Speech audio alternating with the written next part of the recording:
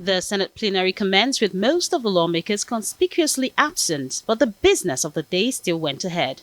4 bills were recommitted before the Committee of the Whole after previously being returned by the executive for further legislative work. The Senate also approved the reappointment of the Executive Secretary of the National Human Rights Commission, Professor Anthony Ojukwu, as well as the confirmation of the nomination of Justice Stanley Lawal as the substantive president of the Customary Court of Appeal for the Federal Capital Territory.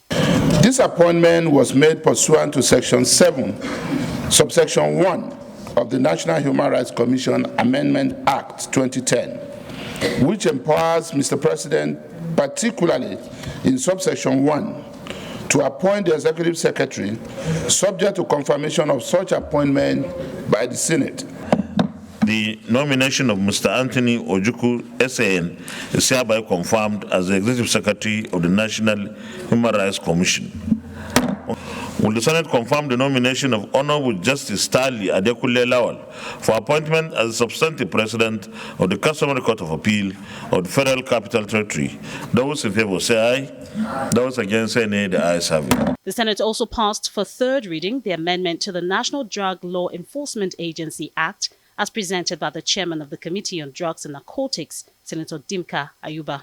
The committee noted that the structure of the bill is not all encompassing. However, the current bill has several limitations on the context. It is not in tune with current situation because it does not have new substances. A bill for an act to amend the National Drug Law Enforcement Agency Act, Cap N30, Laws of the Federation of Nigeria 2004, and for other matters connected there to 2023 third reading taken, and the bill is passed.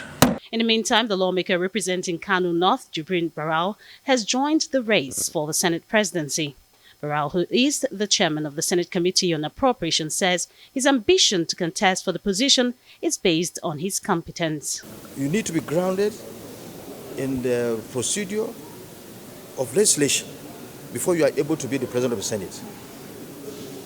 The rules and regulations of how we do our activities here, you need to be knowledgeable in them, you need to be grounded, and that's the tradition all over the world.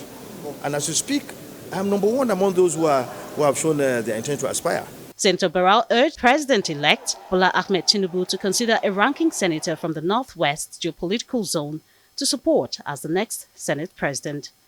Georgina Ndukwezaika, Arise News.